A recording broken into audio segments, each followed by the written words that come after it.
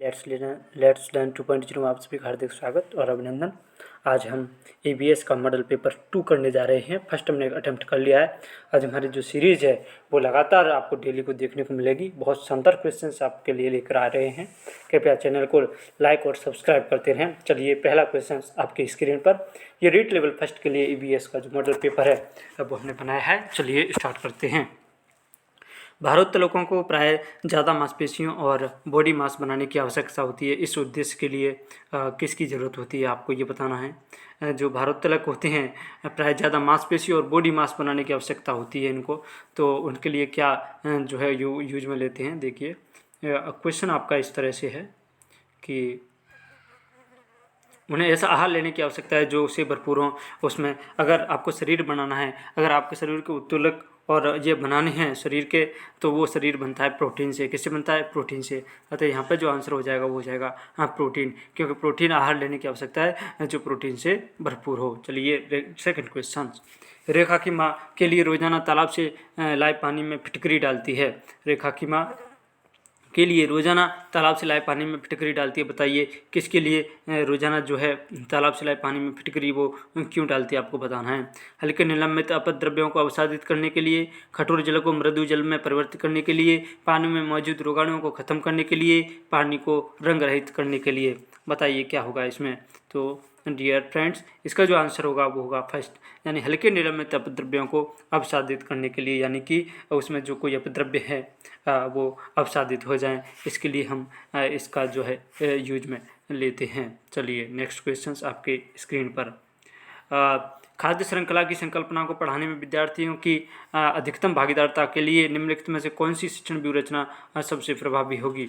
बताइए, खाद्य श्रृंखला की संकल्पना को पढ़ाने में विद्यार्थियों की अधिकतम भागीदारता के लिए निम्नलिखित में से कौन सी शिक्षण व्यूहरचना सबसे प्रभावी होगी। बताइए। श्याम पट्ट पर लिखी विभिन्न खाद्य श्रृंखलाओं के सभी उदाहरणों को देखकर लिखने के लिए विद्यार्थियों से कहना, या फिर जीवों के प्ले कार्ड्स बनाना और विद्यार्थियों के समूह को विभिन्न खाद्य श्रृंखलाओं को सोचते हुए उन्हें व्यवस्थित करने के लिए कहना, और या फिर विभिन्न आवासों में चलने वाली संभावित खाद्य श्रृंखलाओं की खोज करने के लिए विद्यार्थियों को कहना, या विद्यार्थियों को इंटरनेट से संबंधित जानकारी एकत्र करने के लिए कहना। अब बताइए इसका जो आंसर क्या हो जाएगा। खाद्य श्रृंखला की संकल्पना को बढ़ाना है बच्चों में, तो उसके लिए जो श्याम पट्ट पर लिखी जो विभिन्न सामग्री है खाद्य श्रृंखलाओं के सभी उदाहरणों को देखकर लिखने के लिए विद्यार्थियों से कहना होगा। अतः आपका जो है फर्स्ट आंसर सही हो जाएगा। चलिए नेक्स्ट क्वेश्चन। रेत और नमक के मिश्रण को पृथक करने के लिए प्रक्रियाओं के निम्नलिखित 4 क्रमों में से किसका उपयोग किया जाना चाहिए। रेत और नमक के मिश्रण को पृथक करने के लिए, रेत और नमक के मिश्रण को अलग करने के लिए क्या करना चाहिए। बताइए। बाष्पन, अवसादन, निस्तारण, निस्यंदन, निस्तारण, अवसादन, बाष्पन, निस्यंदन, या अवसादन, निस्तारण, निस्यंदन, बाष्पन, या निस्यंदन, निस्तारण, बाष्पन, अवसादन। बताइए क्या करना चाहिए। तो इसके लिए आपको जो है करना चाहिए अवसादन, उसके बाद निस्तारण, उसके बाद निस्यंदन, उसके बाद बाष्पन जो है करना होगा। चलिए नेक्स्ट क्वेश्चन आपकी स्क्रीन पर। एक वैज्ञानिक शिक्षक श्वसन प्रकरण पढ़ाने के बाद परीक्षा का आयोजन करती है और ये देखती है कि अधिकांश विद्यार्थी श्वसन और सांस लेने के बीच अंतर को नहीं समझते हैं। यह किसका उदाहरण है, आपको बताना है ये किसका जो है उदाहरण है। बताइए ये किसका उदाहरण जो है वो हो सकता है। यह उनकी कक्षा अध्यापिका नहीं है।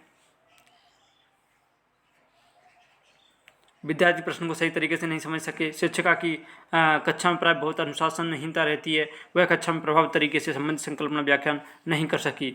बताइए इसका आंसर क्या होगा।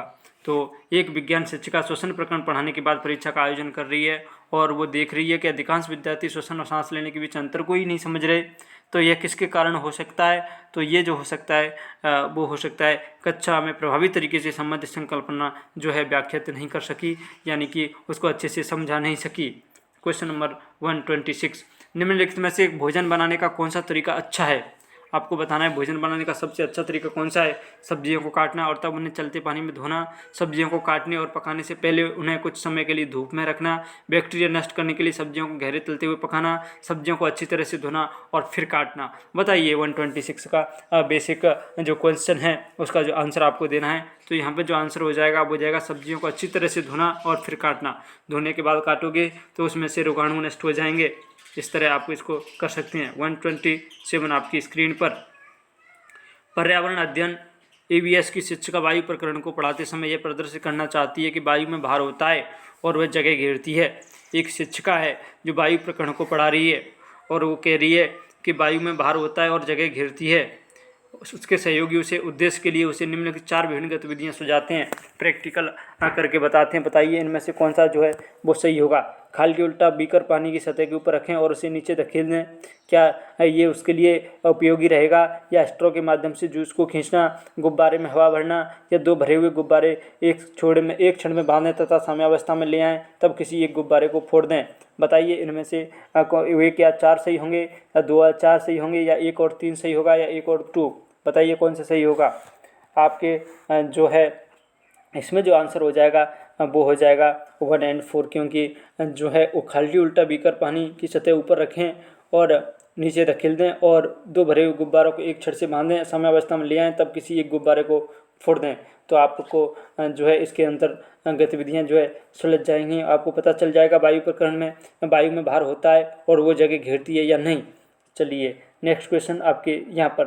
वायु प्रदूषण प्रकरण पढ़ाने के लिए 4 अलग अलग विज्ञान शिक्षक 4 तरह की शिक्षण पद्धतियों का प्रयोग करते हैं। निम्नलिखित में से कौन सी पद्धति सबसे ज़्यादा उचित है? बताइए।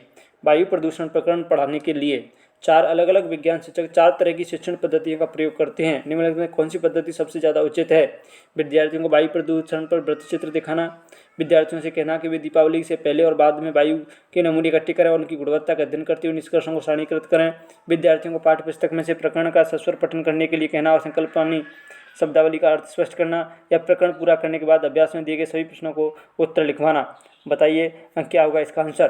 तो जो इसका जो आंसर होगा वो होगा विद्यार्थियों को वायु प्रदूषण का पर वृत्तचित्र जो है दिखाना, वृत्तचित्र दिखाना। चलिए नेक्स्ट क्वेश्चन।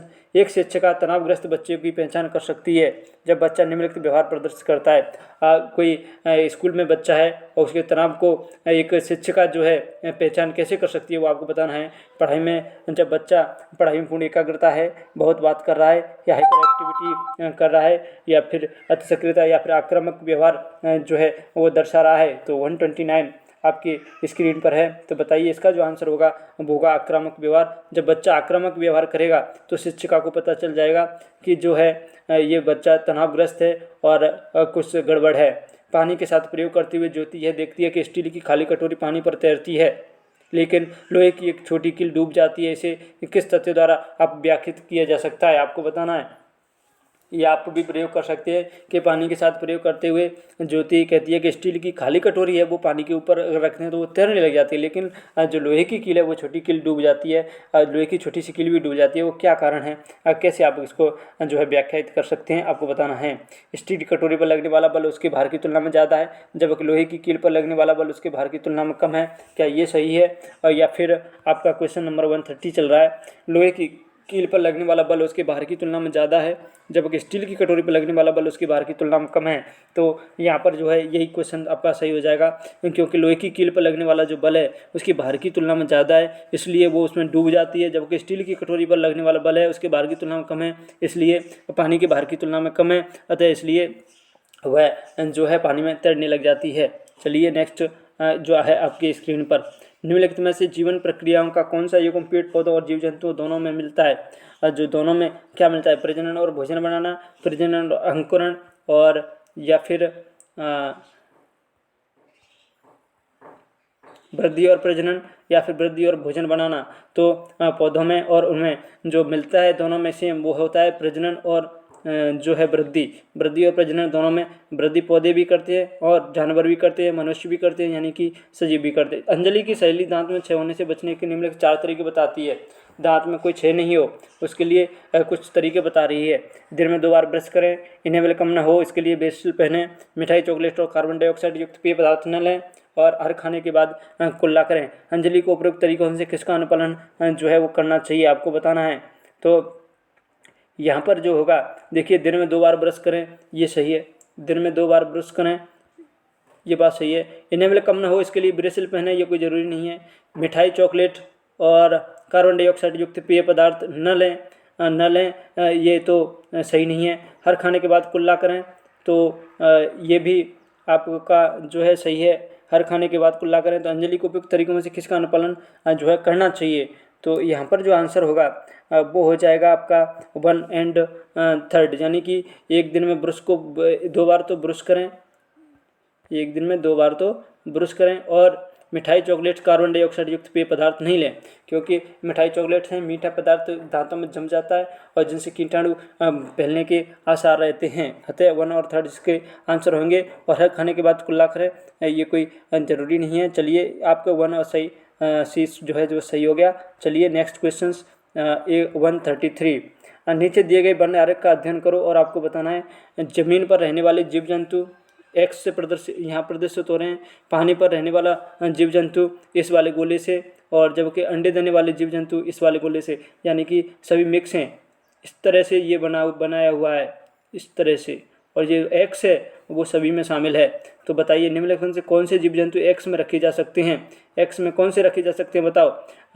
सर्पिन, शार्क, मछली और मगरमच्छ। लेकिन जो तीनों की विशेषताएं पाई जाती हैं जिसमें वो इसमें रखे जा सकते हैं, तो यहाँ पर जो आंसर हो जाएगा आपका वो हो जाएगा मगरमच्छ। जो मगरमच्छ है वो कहीं पर भी अंडे देने वाला जीव जंतु है, ज़मीन पर रह सकता है और पानी में रहने वाला जीव जंतु भी है। अतः आपका जो मगरमच्छ है वो इसका आंसर हो जाएगा। चलिए 134 के लिए मछलीघर जो है रिक्त स्थान के लिए मछलीघर एक्वेरियम में हवा वाला पंप रखा जाता है। बताइए जलीय पौधों को अधिक कार्बन डाइऑक्साइड उपलब्ध कराने के लिए, अधिक ऑक्सीजन को पानी में घुलने देने के लिए, मछली दर की शोभा बढ़ाने के लिए, पानी को साफ करने के लिए। तो बताइए यहाँ पर जो आंसर हो जाएगा वो होगा जलीय पौधों को अधिक कार्बन डाइऑक्साइड जो है वो उपलब्ध कराने के लिए। चलिए जब एक मछली को पहले से उबले लेकिन कमरे के तापमान पर ठंडे किए गए पानी से भरे एक्वेरियम में डाला जाता है तो वह मर जाती है। ऐसा इसलिए होता है क्योंकि मछलीघर का जो पानी है वो ऑक्सीजन रहित है, मछली द्वारा पीने के योग्य नहीं है, खनिज रहित है, मछली के तैरने के योग्य नहीं है। बताइए यहाँ पर क्या होगा? तो क्योंकि वो इसमें खनिज रहित है, क्योंकि वो उबाला गया है, उसमें कोई खनिज नहीं रहा, खनिज होता वो खत्म हो गया होगा। अतः यहाँ पर जो है आपका आंसर सी हो जाएगा। चलिए नेक्स्ट क्वेश्चन आपकी स्क्रीन पर। निम्नलिखित में से कौन सा चांद की सतह की विशेषताओं के बारे में सबसे अच्छा जो है वर्णन करता है? आपको चांद की सतह की विशेषताओं के बारे में अच्छा वर्णन कौन करता है? वहाँ पर क्या पानी नहीं है, पर्याप्त हवा है, ऊंचे पहाड़ हैं, या पानी नहीं, गहरे गहरे ऊंचे पहाड़, हवा नहीं, गुरुत्व नहीं, पानी नहीं, हवा नहीं, गुरुत्व नहीं, समतल सतह। बताइए 136 आपकी जो है स्क्रीन पर है। तो यहाँ पर जो है पानी नहीं मिलता है, गहरे गहरे गड्ढे हैं वहाँ और ऊंचे ऊंचे पहाड़ भी हैं। चलिए 136 का आपका आंसर हो गया बी। 137 आरती एक पोस्टर पर एक बीमारी की रोकथाम से संबंधित निम्नलिखित सावधानियां पढ़ती है। निम्नलिखित सावधानियां: अपने आसपास पानी को जमा न होने दें, पानी के बर्तनों, कूलरों, टंकियों को साफ रखें, और जो है यदि कुछ जगहों पर पानी इकट्ठा हो जाता है तो तेल का छिड़काव करें, स्वयं के बचाव के लिए जाली का प्रयोग करें। बताइए क्या है इसका जो सही आंसर होगा वो क्या हो जाएगा? तो पोस्टर का उद्देश्य है कि फैलने के बारे में जागरूकता पैदा करना। इन जो 4 चीज़ें जो लिखी हुई हैं इन पोस्टर पर, इनका उद्देश्य क्या है बताइए? आपको बताना है चेचक और मलेरिया से बचने का, या डेंगू और आई फ्लू से, टाइफाइड और हैजा से, डेंगू और जापानी मस्तिष्क ज्वर से। बताइए तो यहाँ पर जो आंसर होगा वो होगा डेंगू और जापानी मस्तिष्क के ज्वर से जो बचने के जो उपाय दे रखे हैं वो पोस्टर पर लिखे हुए हैं। चलिए 138 क्वेश्चंस आपकी स्क्रीन पर। निम्नलिखित में से कौन से शब्द समूह आपस में निकटता रूप से संबंधित है? निकटता से संबंधित है, आपको बताना है। लोह मलेरिया एनीमिया रक्त, और लोह हेमोग्लोबिन एनीमिया आंवला, मच्छर डेंगू लोह गुड़, और मच्छर मलेरिया एनीमिया रक्त अल्पता, और लोह। बताइए क्या है जो निकटता से जो है संबंधित हैं? तो यहाँ पर मच्छर के काटने से मलेरिया होता है, एनीमिया जो होता है वो रक्त की कमी से होता है, यानी कि लोह की कमी से होता है, आयरन की। तो ऐसे आपका डी आंसर सही हो जाएगा। चलिए अभिभावक शिक्षक अंत्यक्रियाओं को उपलब्ध कराने का मुख्य उद्देश्य क्या है? अभिभावक शिक्षक अंत्यक्रियाओं को उपलब्ध कराने का जो है मुख्य उद्देश्य क्या है बताइए? पुनर्बलन और सुधार के लिए बच्चे की योग्यताओं और कमजोरियों के बारे में चर्चा करना, एक दूसरे के साथ सामाजिक संबंध विकसित करना, एक दूसरे की कमियों को उजागर करना, या विद्यालय में हो रहे क्रियाकलापों के बारे में जानकारी को साझा करना। तो यहाँ पर जो आंसर होगा वो होगा आपका पुनर्बलन और सुधार के लिए बच्चे की योग्यताओं और कमजोरियों के बारे में जो है वो चर्चा करना। 140 क्वेश्चंस आपकी स्क्रीन पर। यह पढ़ाते समय के कुछ समय के लिए खाद्य पदार्थों को किस तरह ताज़ा रखा जा सकता है? राधा अपनी कक्षा में निम्नलिखित अनेक तकनीकों की जो है परिगणना करती है। कौन सी? उस कटोरी में रखती है तथा कटोरी को एक खुले बर्तन में रख देती है जिसमें ठंडा पानी है, उसे एक गीले कपड़े में लपेट देती है, उसे धूप में खुला फैला देती है, वह छोटे छोटे टुकड़ों को काटती है, अंधेरे में रख देती है। उपयुक्त जो तकनीक सेकंड के लिए वह निम्नलिखित किस खाद्य पदार्थ की ओर संकेत कर रही है। सेकंड के लिए यानी कि क्वेश्चंस क्या है, यह पढ़ाते समय के कुछ समय के लिए खाद्य पदार्थों को किस तरह ताज़ा रखा जा सकता है। राधा अपनी कक्षा में निम्नलिखित अनेक तकनीकों की वर्णना करती है, बताइए इनमें से कौन सा है वो सही होगा। सेकंड के लिए यानी कि उसे गीले कपड़े में लपेट देती है, तो गीले कपड़े में लपेट कर किसको रखा जाता है, तो हरा धनिया जो है उसको गीले कपड़े में लपेट कर रखा जाता है जिससे वो सूखे नहीं और वो ताज़ा बना रहे। 141 क्वेश्चंस आपकी स्क्रीन पर। कक्षा 5 के विद्यार्थियों को घर्षण प्रकरण पढ़ाते समय शिक्षिका यह समझाने के लिए अनेक उदाहरण देती है कि घर्षण हमारे लिए कई तरीकों से उपयोगी है। उसके द्वारा दिए गए निम्नलिखित उदाहरण में से कौन सा जो है वो गलत है, आपको बताना है। हमारे जोत और जमीन के बीच होने वाले घर्षण के कारण ही हम चल पाते हैं, ये तो सही है।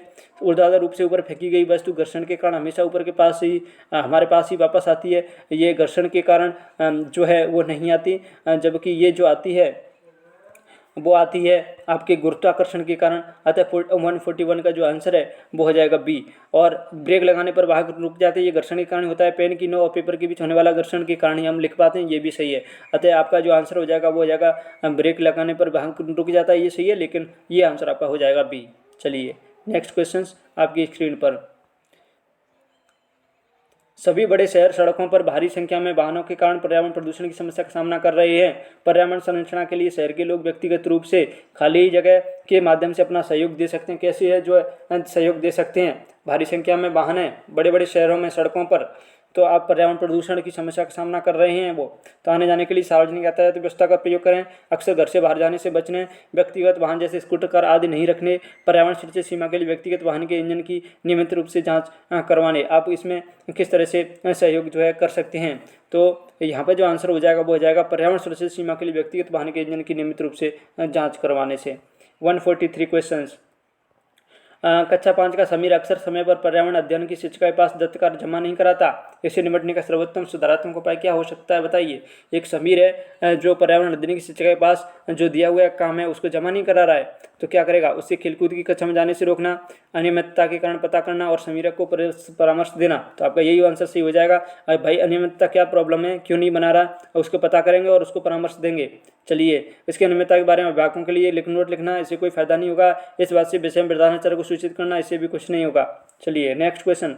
वायु हर जगह है प्रकरण पर पढ़ाते समय एक शिक्षक विद्यार्थियों को निम्नलिखित प्रश्न पूछता है। अब वायु हर जगह है ये प्रकरण पढ़ा रहा है शिक्षक, और तो विद्यार्थियों से एक प्रश्न पूछ रहा है, क्या मृदा में वायु है, क्या पानी के अंदर वायु है, क्या हमारे शरीर में वायु है, क्या हमारी हड्डियों में वायु है। शिक्षक शिक्षार्थियों में निम्नलिखित में से कौन सा कौशल विकसित करने का प्रयास कर रहा है, बताइए। इससे कौन सा क्या चिंतन कौशल या अवलोकन कौशल या वर्गीकरण कौशल या संवेगात्मक कौशल, तो यहाँ पर जो आंसर हो जाएगा वो हो जाएगा अवलोकन कौशल। क्या हो जाएगा, अवलोकन कौशल। अतः 144 का जो आंसर हो जाएगा वो हो जाएगा अवलोकन कौशल नहीं होगा, जिसमें चिंतन कौशल होगा, क्योंकि बच्चा से सोच करके चिंतन करके बताएगा कि क्या जो है पानी के अंदर वायु होती है या नहीं होती है, ऐसे। तो अतः जो 144 है उसका आंसर हो जाएगा ए, चिंतन कौशल। 145 की तरफ जाएंगे अपन। एक कक्षा में औसत से कम वाले 4 विद्यार्थी हैं, उन्हें विद्यार्थी के समान लाने के लिए निम्नलिखित में कौन सी व्यूह रचना सबसे प्रभावी होगी, बताइए। उनके अधिगम के कमजोर छात्रों को पहचान करना, उसके अनुसार सुधारात्मक उपाय उपलब्ध करना, ये भी सही है। चलिए आगे और देखेंगे। यह सुनिश्चित करना नियमित रूप से विद्यालय आएँ, ये भी ठीक है। उन्हें घर पर करने के लिए अतिरिक्त दत्त कार्य देना, ये भी ठीक है, लेकिन उन्हें अगली पंक्ति में बैठाना और उनके काम का लगातार पर्यवेक्षण करना, ये भी सही है। लेकिन सबसे जो प्रभावी होगा वो आपको बताना है 145 का। तो सबसे जो प्रभावी होगा वो होगा आपका अधिगम के कमजोर छात्रों की पहचान करना और उसके अनुसार सुधारात्मक उपाय उपलब्ध कराना। वैसे तो सभी सही है, लेकिन एक बताना है बेस्ट, तो आपका ए ऑप्शन सही होगा। एक संतुलित प्रश्न पत्र बनाने के लिए निम्नलिखित चरणों में क्रम में कौन सा सही तरीका है। एक संतुलित प्रश्न पत्र आपको बनाना है, उसके लिए कौन सा जो है सही तरीका है, बताइए। 146 का वेरी मोस्ट क्वेश्चन से कई बार एग्जाम आ गया है ये, बताइए क्या होगा आंसर। डिजाइन तैयार करना, प्रश्न लिखना, अंक योजना तैयार करना, ब्लूप्रिंट से मिलान करना, या प्रश्न लिखना और उनका संपादन करना, डिजाइन से मिलान, ब्लूप्रिंट तैयार करना, अंक योजना लिखना, या फिर प्रश्न लिखना, ब्लूप्रिंट रूपरेखा तैयार करना, डिजाइन से मिलान करना या अंक योजना लिखना, या फिर डिजाइन तैयार करना, ब्लूप्रिंट तैयार करना, प्रश्न लिखना और उनके संपादन करना, अंक योजना लिखना। तो यहाँ पे जो आंसर होगा वो होगा डी, क्योंकि सबसे पहले अपन डिजाइन तैयार करेंगे, उसके बाद उसका ब्लूप्रिंट लेंगे और उसके बाद प्रश्न लिखेंगे और उनका संपादन करेंगे और उसके बाद उनके प्रत्येक को अंक योजित करेंगे कि प्रत्येक क्वेश्चन जो है वो कितने नंबर का है। इस तरह से आप क्वेश्चंस कर सकते हैं। 147 क्वेश्चंस है। ये कक्षा के अनुभाग को पेट्रोलियम और कोयले के भंडारों में रिक्तीकरण प्रकरण पढ़ाने के लिए मल्टीमीडिया कैप्सूल का प्रयोग किया गया। जबकि अनुभाग ब को ग्रीन बोर्ड पर आरेख बनाते समय, देखिए आप क्वेश्चन अच्छे से पढ़ेंगे आपकी समझ में आएगा। पेट्रोलियम कोयले के भंडारों में रिक्तीकरण प्रकरण पढ़ाने के लिए मल्टीमीडिया कैप्सूल का प्रयोग किया गया, और जबकि अनुभाग ब को ग्रीन कार्ड पर आरेख बनाते हुए पढ़ाया गया। बाद में यह पाया गया कि अनुभाग अ के विद्यार्थियों ने एक बेहतर सीमा तक प्रकरण को समझ लिया। ऐसा होने का कारण क्या हो सकता है, बताइए।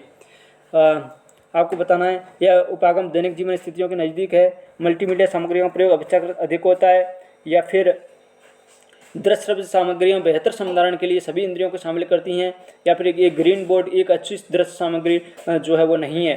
तो यहाँ पर जो आंसर होगा वो होगा दृश्य श्रव्य सामग्रियाँ बेहतर संधारण के लिए सभी इंद्रियों को शामिल करती हैं। क्वेश्चन नंबर 148, कक्षा में पोषण प्रकरण का परिचय अधिक प्रभावी तरीके से देने के लिए हर शिक्षक को क्या करना चाहिए। पोषण प्रकरण का परिचय वो अधिक प्रभावी तरीके से देने के लिए क्या करना चाहिए शिक्षक को। विद्यार्थियों को अपने टिफिन बॉक्स खोलने और उसकी सामग्री को देखने के लिए कहना चाहिए तथा बाद में शिक्षक को व्याख्या करनी चाहिए, या पोषक तत्वों से भरपूर विभिन्न भोजन के उदाहरण देने चाहिए, या श्याम पट्ट पर पाचन तंत्र का आरेख बनाना चाहिए, मानव दांतों का प्रतिरूप दिखाना चाहिए। तो यहाँ पर जो आंसर होगा वो होगा पोषक तत्वों से भरपूर विभिन्न भोजन के उदाहरण जो है वो देने चाहिए। चलिए नेक्स्ट क्वेश्चन, शामिल करना, खोजबीन करना, व्याख्या करना, विस्तार देना और मूल्यांकन करना विज्ञान के प्रभावी शिक्षण से जुड़े 5 महत्वपूर्ण जो हैं ये ईएस हैं। तो बताइए, अंकुरण के लिए आवश्यक स्थितियों की संकल्पना से जुड़े व्यावहारिक अनुभवों को विद्यार्थियों को उपलब्ध कराते समय एक विज्ञान शिक्षक उनसे निम्नलिखित गतिविधियां करने के लिए कहती है। बीजों को रात भर पानी में रखें, उन्हें सूती गीले कपड़े में रखें, 2 दिनों बाद बीजों का अवलोकन करें, वायु परिवर्तनों को रिकॉर्ड करें, पुस्तक पढ़ें और दिए गए कार्यपत्रक का काम करें। शिक्षक द्वारा दी गई उपयुक्त गतिविधियां में इन 5 ईएस में कौन से शामिल जो है वो नहीं होते हैं। एक्सप्लेन और एलोबरेट, एक्सप्लोर और इवेल्युएट, इंगेज और एक्सप्लोर, एक्सप्लेन और इवेल्युएट, बताइए जो है कौन से इसमें जो है शामिल नहीं होते हैं। तो यहाँ पर जो एक्सप्लेन और इलाबोरेट हैं वो इसमें जो है शामिल नहीं होते हैं। चलिए लास्ट क्वेश्चन, भारत में समृद्ध वनस्पति जात और प्राणी जात के बारे में पढ़ाने के बाद विद्यालय द्वारा प्राथमिक कक्षाओं के विद्यार्थियों को रणथंभौर राष्ट्रीय उद्यान ले जाया जाता है। यह में विद्यार्थियों की सहायता करेगा, बताइए। रणथंभौर राष्ट्रीय उद्यान में ले जाया जाता है तो ये किस में सहायता करेगा। कच्ची उद्योगों को वास्तविक जीवन स्थितियों के साथ जोड़ने, पर्यावरण संरक्षण के लिए कौशलों के विकास, बाहरी भ्रमण में दोस्तों के साथ मजा देने, प्रकृति के प्रति सम्मान विकसित करने के लिए, बताइए क्या होगा इसका आंसर। तो यहाँ पर जो आंसर होगा वो होगा कच्ची अधिगम को वास्तविक जीवन स्थितियों के साथ जोड़ने के लिए। कृपया हमारे चैनल को लाइक और सब्सक्राइब करें। ये हमारा ईवीएस सीरीज का 2nd पेपर है। हम कल जो है 3rd पेपर लेकर आएंगे आपके लिए। धन्यवाद, आपका दिन शुभ रहे।